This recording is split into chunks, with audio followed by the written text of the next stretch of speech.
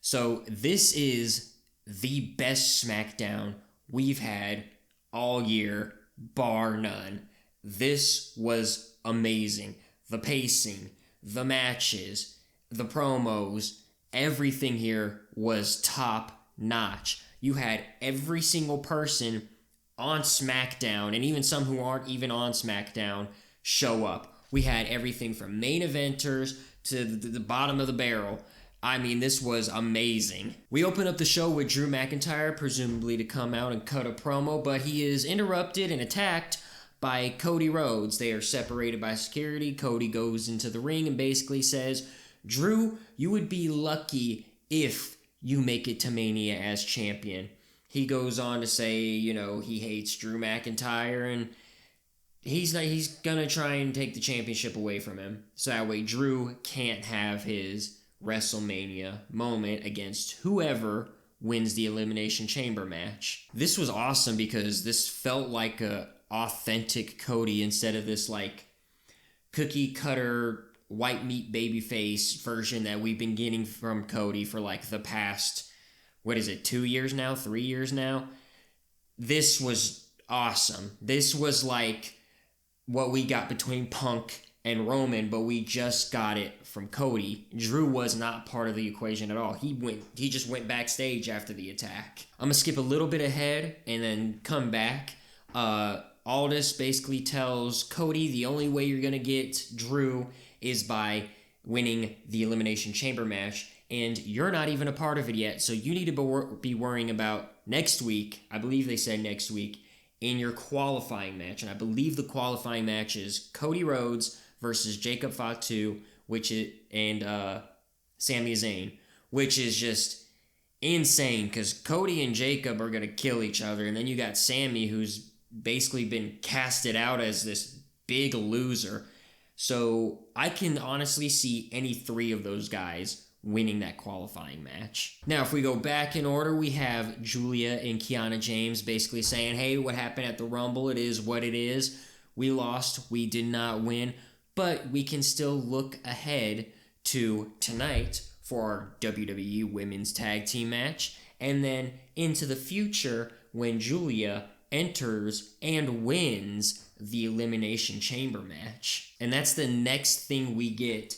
Rio versus Julia and Kiana James for the WWE Women's Tag Team match. I believe it was Rhea Ripley and Kiana James that started the match, and then Julia gets tagged in, but she doesn't want Rhea, she wants Io Sky, and they give us what we want. Before I go any deeper into this match, these four women have such great chemistry. They are such top-tier professional wrestlers. This match is fantastic. Like I said, this entire SmackDown is fantastic. Don't skip this SmackDown. Watch this SmackDown. For a majority of this match, it's basically Julia and Kiana James versus Io Sky. Rhea Ripley can't get tagged in to save her life. Io can't get tagged out to save her life. It's literally Julia beating up Io, tagging in Kiana James beating up Io, tagging in Julia, and it's just going on forever. And the way they were doing it, it wasn't just like they kept keeping her in the corner.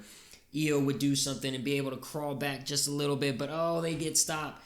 And it was just so much fun to watch. And then there was finally a spot where Rhea Ripley and Io Sky were finally to get one over, and they start to pin Kiana James, and I was like, okay, this is the end of the match. And Kiana James kicks out, and then Julia comes in, hits, who was it? I want to say it was Io with the Arrivederci, and I thought she was going to win there, but then I don't remember if it was either Io or Rhea, but they kick out, and oh man, there were so many moments where it felt like either team could win here. I remember it was Io, because then it was Rhea Ripley who was able to push Julia off of her, which leads us into our sequence of who does wind up winning, which is Rhea Ripley and Io Sky. I believe it was Rhea Ripley hit her with her finisher, Io does her backflip off the top rope, and then Rhea pins Julia for the 3 count. Now, like I said, fantastic match. Wonderful, absolutely amazing. I don't know how I feel about Julia being pinned. because she is your Women's United States Champion, and you keep talking about her being a triple champion, I don't know if I like this. I guess it makes sense because it does make her look insanely strong that it took both Rhea's finisher and Io's finisher to keep her down long enough for the pin. And, Kiana James being, tossed out of the ring as well. And we basically get back-to-back matches, which I can't remember the last time something like that happened, because we get Ilya and The Miz backstage for like a brief moment. Ilya basically tells Miz, stay away from me. I never want to see you again. And The Miz gives us some heartbreaking news that he went to Nick Aldis, and Nick Aldis has called off the United States Open Challenge. So I'm assuming from here on out there will no longer be a United States Open Challenge, which kind of makes sense. There's only so much mid-card talent on the SmackDown roster. We got to start building up this tag team division again, which we kind of do later on in the show. I understand why this happened, but I'm going to miss the United States Open Challenge. Carmelo Hayes comes out, basically says, Miz, you need to watch yourself because we got a match right now. Ilya Dragunov tells Carmelo Hayes, please just beat the crap out of him. Please, for the both of us. Ilya last week and Carmelo this week have given some of the best Miz matches I've ever seen, if not the best Miz matches. This match was absolutely amazing. Carmelo Hayes gets the win, of course, bringing the Miz's losing streak to 2 billion at this point. Seeing this match lets me know that the SmackDown mid-card division for the men is on point. Like, they can hold their own. I don't think we need to add anybody. I wouldn't mind adding some people. Bring Kit Wilson actually into the fray, some other lesser-known guys, Matt Cardona. We saw Apollo Crews later on tonight. Bring Apollo Crews back. That would be kind of cool. But for the most part, the mid-card division on SmackDown is on lock. It's on fire, and I am so excited for the future of it. Then we get Tiffany Stratton wanting to win the Elimination Chamber because she came in second place at this year's Royal Rumble. Chelsea Green goes like, yeah, but you're not going to win because I'm a part of your qualifying match tonight, so I'll see you later tonight. I didn't know it was going to be a triple threat match, so eventually later on tonight we get Tiffany Stratton versus Chelsea Green versus Lash Legend. We get Uncle Howdy on the little, TV, rocking in his little chair, telling Solo Sikoa that he's scared. He needs the lantern because he doesn't know what it's like to be in the dark all by himself. He doesn't know what it's like to not have family constantly surrounding him. He doesn't know what fear is because fear only shows up when you're alone. This is a great promo by Uncle Howdy. And right back from commercial break, we talk about that qualifying match of the women, Tiffany Stratton, Chelsea Green, and Lash Legend. And I can't really put it into words. It's our first qualifying match for the Elimination Chamber, the Women's Elimination Chamber. And everyone just looks good in this match. Everyone gets a little bit in. Chelsea is comedic, yet believable. Lash Legend is a powerhouse, but still looks like she can lose. And Tiffany Stratton doesn't look like she's lost a step from when she lost her championship. This match is just so good. There was a point in the match where Lash Legend, I believe, hit a chokeslam on Chelsea Green. And I was kind of hoping that she would have won off that. If the match would have ended right there, I would have been okay with it because I can't remember the last time somebody won a match off of a chokeslam. Maybe it's recent, but I surely can't remember it. Not too soon after that, we get Tiffany Stratton and Lash Legend both in the corner, and Chelsea Green hits a coast-to-coast on the both of them. Where did that come from, Chelsea? Chelsea's just pulling out moves that I've never seen a woman do in my life. Nia and Alba Fire, they get involved a little bit, but it's not enough because Tiffany Stratton has plot armor. Tiffany Stratton wins this match, and I really love this match because it really, really felt like anyone could win. Tiffany Stratton is like the easy pick to win. I understand. She's one of their top stars. I kind of wish they went with somebody else, but I'm not mad here at all. Everyone had a good showing. Randy is backstage, and he's looking to win his qualifying match, but Aleister Black comes from out of nowhere and tells him, you need to be ready for tonight because you're going up against me. And, so Aleister thinks he's, all that in a bag of chips. I don't see it because he lost to Damian Priest. I'm going to fast forward a little bit here and then bring it back. The qualifying match later tonight is Randy Orton versus Aleister Black versus Solo Sikoa. Kit Wilson comes out and says he was absolutely disgusted by the men's Royal Rumble match. It was just full of nothing but toxic masculinity and toxic men showing off their toxic masculinity. Says that everybody in the Royal Rumble in WWE can't handle a real man like Kit Wilson. And then after he says all that, he does this really weird thing where he's breathing into the microphone and gyrating his hips. It made me really uncomfortable. And so to prove how great of a wrestler he is and how not toxic he is, he says, anybody that was in the men's Royal Rumble, please come on out so I can beat you up. And there's only one person that can answer this call, right? There's only one. Obafemi. Obafemi answers his call. So it's Kit Wilson versus Obafemi. They actually brought out a ref for this one, and this wasn't like the Viking Raiders or the War Raiders or whatever they're called nowadays. And right before, the match starts, they ring the bell. Kit Wilson looks at him and says, you're toxic. And then Obafemi, destroys him, throws him around, hits him with a powerbomb, 1, 2, 3. Squash match. Priest and Truth are seen backstage watching what just occurred in the ring. Obafemi destroying Kit Wilson, where Drew McIntyre just so happens to walk into R-Truth. And Priest steps up to him, basically says, we got history, but I'm the one that came out on top at the end, so you need to watch yourself. Drew says nothing and walks away to come out to the arena. I don't like this because it kind of makes Drew just seem like he doesn't want to stand up to Priest. If he was in the ring talking about Priest, it'd be okay. But actually being face-to-face with Priest, he was just kind of you know what I mean? Drew, this time, is finally able to make it to the ring. Because if you remember, top of the show, he wasn't even able to make it to the ring. And Jacob Fatu winds up attacking him, beating the crap out of him, sending him to the outside of the ring. Security is everywhere. He throws him over the barricade. Jacob Fatu gets separated. He's able to come back and hit him even though he's over the barricade. This was insane. But eventually, as Jacob Fatu is just throwing security around everywhere, Drew is able to run away. We see later on that Nick Aldis basically says the same thing to Jacob Fatu. You need to wait for your qualifying match to even get in the Elimination Chamber. Then you have to win the Elimination Chamber to then go on and fight Drew McIntyre and then maybe win the WWE Championship. Just go home, Jacob. So he sends Cody Rhodes home. He sends Jacob Fatu home. Then we get a great match from Shinsuke Nakamura and Tama Tonga.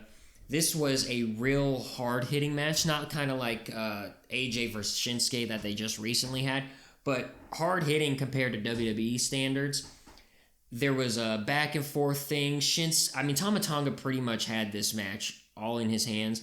Shinsuke Nakamura would come back every now and again, but this was like Tama Tonga's match.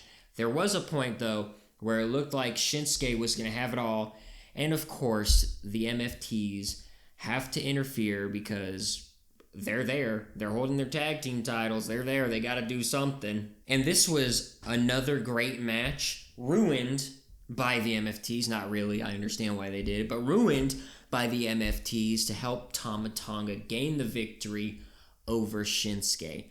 This makes me wonder where exactly they're going to be going with this. I can see Tama Tonga maybe being the next contender for the United States Championship because, of course, the MFTs want all the gold. They want the WWE Championship. They already have the Tag Team Championships, and they also need the United States Championship over on SmackDown. So overall, great match, and we're moving the storyline forward. Love it. Then we see Fraxium and the Motor City Machine Guns backstage basically chopping it up and being like, hey, when are we going to get in the ring again? And they're like, oh, I don't know. We'll see. And they walk into Candice LeRae and a comatose Johnny Gargano. Candice LeRae says, you don't know what that mask meant because remember, Axiom got his mask back from Johnny Gargano. And apparently that was Johnny Gargano's heart and soul and body because he's just laying over one of WWE's production chests, he's planking, and he just looks dead. He looks comatose. I don't know what's wrong with him. I don't know what happened to him, but he's comatose on a thing. And Candice LeRae tries to get Fraxium, hey, can you lift his spirits? Tries to get the Motor Machine Guns as a team to lift his spirits. And then tries to get Alex Shelley to lift his spirits. And they all basically say, Fraxium goes, no, do you remember the whole mask thing that just happened? No, we're good. Then you Motor City Machine Guns being like, do you not remember the whole DIY thing and taking our titles and all that? No, we're good. And Alex Shelley's just kind of like, I can't do it. And he walks off. And then she's just stuck there trying to get him to at least sit up. We then get Rhea Ripley and Io Sky backstage, basically saying they're ready for their shot at a qualifying match into the Elimination Chamber. Nia Jax and Lash Legend come in. They basically set up for them to eventually face each other. Kit Wilson runs into Matt Cardona and Apollo Crews, haven't seen him on the main roster for a long time, basically says, I'll take you both on anytime and defeat you and your toxic masculinity. And then he kind of walks away, and they're just both left there like, what was that all about? Nick Aldis is out in the ring, and he welcomes in the Royal Rumble winner in Liv Morgan. Raquel Rodriguez is in tow with her. They come down to the ring. She says she's the greatest Royal Rumble winner of all time, and she doesn't know if she's going to pick Stephanie Vaquer or Jade Cargill. She says there's a big elephant in the room. Raquel Rodriguez takes the mic from her, basically not allowing her to say whatever she was about to say.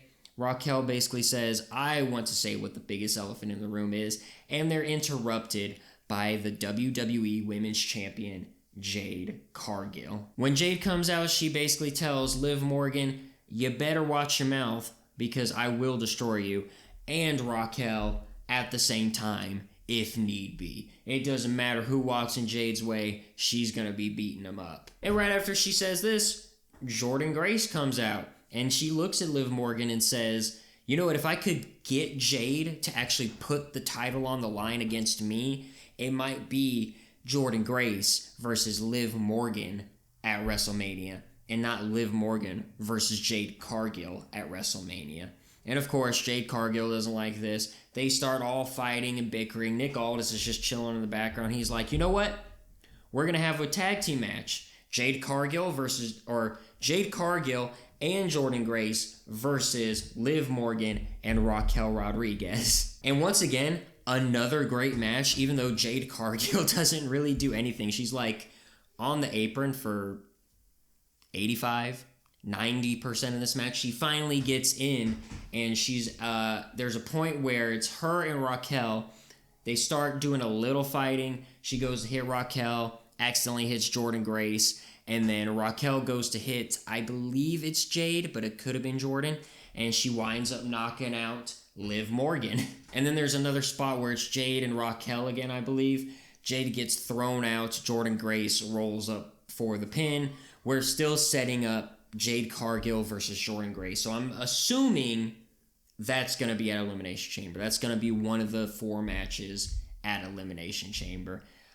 I don't know how I'm feeling about it. Like this episode made me feel a little bit better than I have in the past, but I don't think it's where WWE wants it to be. Sammy is seen backstage walking, and he's kind of just sulking as members of production are like, hey, Sammy, next time you get him. Yeah, Sammy, good job, but next time you definitely got him.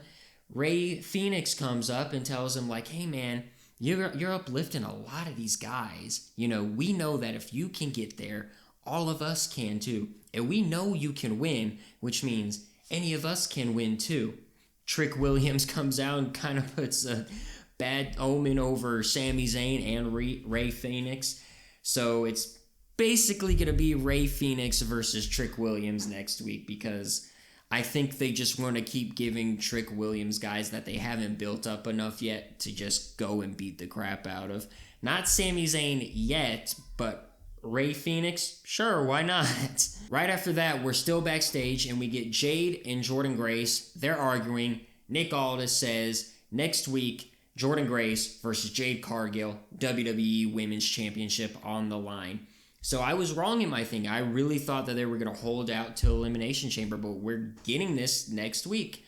I think that's great, but I think this is the reason. Jade Cargill is going to win, probably due to shenanigans, I would assume. And then Jordynne Grace is going to wind up being in a qualifying match, qualifying for the Elimination Chamber. Does she win it or not? I don't know, but I think that's the direction they're going in. Drew is finally, once again, able to make it back out into the arena where he stands on the announcer's table, and there's finally no one there. There's no security, no Cody, no Fatu, no Priest, Punk, Roman, nobody. It's just Drew. And he goes around saying that Cody Rhodes and Jacob Fatu should be banned from the Elimination Chamber because of what they did tonight. And honestly, it kind of makes sense, right? Because if Drew would have done that before he was champ, he probably would have been banned, right? Like, they just love screwing Drew over, but they're not going to do it to Cody and Fatu. I get it storyline-wise, but I also get where Drew's coming from. He takes one last time to take a little jab at Sami Zayn, basically calling him a loser, and then he turns his attention to CM Punk and Roman Reigns, which, if you didn't know, we are getting CM Punk versus Roman at WrestleMania. That's going to be the main event, probably, of night 2. And he tells Roman that, like, yeah, you picked the easier champ in CM Punk, because why would you want to go against the Scottish Warrior when you can beat up a guy, and let me see if I can remember, who is one injury away from ending his career. Wow, holy crap. And I've had a problem with the World Heavyweight Championship, because for the longest time it just felt like the number 2 champion. It didn't matter that, when Jay won the Royal Rumble and he chose to go against Gunther, that still didn't make it feel like the number 1 title. But CM Punk versus Roman, when they were going at each other, it made it feel like the number 1 title. Even though Roman said, I don't want you for the title, I want you because I hate you, this made it feel like the number 1 title. And then Drew comes out tonight and tells them exactly why the WWE Championship is the number 1 title. It's because of the lineage from Bruno Sammartino all the way to current day Drew McIntyre. And Drew McIntyre is the champ, so that just makes it, even that much more so the number 1 title. And then even after all of this has been said, Drew is going to walk towards the back, and Trick Williams' music hits. He comes out, looks Drew McIntyre right in the face, and says, you need to watch yourself, because as soon as I win the Elimination Chamber, I'm coming after you at Mania, and I will become WWE Champion. Drew McIntyre just looks back at him and says, I'm going to stick those lemon pepper steppers where the sun don't shine. This was just fantastic. But the real reason Trick is out here is because he's going to sit ringside on the main event of Randy Orton, Aleister Black, and Solo Sikoa. Right before the match, we see Solo Sikoa in the backstage area. He's looking for his family. They're nowhere to be found. He gets stopped by Jackie Redmond, and he says, like, hey, we're going to win the titles, we're going to bring everything back to the MFTs. And as he's saying this, we get some Wyatt Six stuff popping up on the screen. And then he makes his entrance with the lantern still in his hands. I'm not going to do a play-by-play because I've already been talking too long about the show, but every single person looks great. Aleister Black gets his stuff in. Solo Sikoa gets his stuff in. Randy Orton, of course, gets his stuff in. They do this they keep going back and forth to these like little triple threat things to where eventually one person gets thrown out, and now we're on a 2-on-2. And this keeps happening throughout the entire match, and it felt like there was never any given time where somebody was just out for such a long time. It felt like they were all rotating through one another to show their stuff against one another. At the very end, it looks like Solo Sikoa is going to win with his Samoan spike on Randy Orton because Randy's got his back to him and he's just backing up and Solo's ready for it. And without even looking, Randy just plates him with an RKO. He doesn't even look behind him. He just jumps, catches him, hits him. 1, 2, 3. Randy Orton is the first person to qualify for the Elimination Chamber. Like I said, this is the best SmackDown of the year. Top to bottom, the best card. The pacing was immaculate. All the matches were fantastic. And we got to see just about every single person there is on SmackDown and even wasn't on SmackDown. We got Liv and Raquel, who are usually on Raw. We got to see Apollo Crews, who's usually in NXT. Matt Cardona, Kit Wilson, Oba Femi, Cody Rhodes, Jacob Fatu, Drew McIntyre. We got to see every single person. I'm even forgetting about the women. Chelsea Green, Tiffany Stratton, Lash Legend, Nia Jax. It was just so much fun to watch. It never felt boring to me at all during this episode. And that's why I'm going to give out my first 5 out of 5. I know I just started doing these weekly reviews, but this show was just so fun. It never felt boring. They just kept boom, boom, boom. Storylines just keep evolving. We're leading up to Elimination Chamber. Everything's ramping up. It was so much fun. Please, if you have not, if you're still watching this video, stop it. Cut it off. Go watch the SmackDown. Or if you don't want to watch the SmackDown, just go watch the highlights. It was so much fun. Anyways, that's my review of the February 6, 2026 version of SmackDown. Let me know down in the comments below, did you like this SmackDown as much as I did? If not, why? Or if you did, also tell me why. And while you're down there, if you're watching this long in and you enjoyed, you should like the video. If you're not subscribed, you should subscribe. And then hit the notification bell so you can see every single time this channel uploads. Thank you all for watching, and I will see you again next time.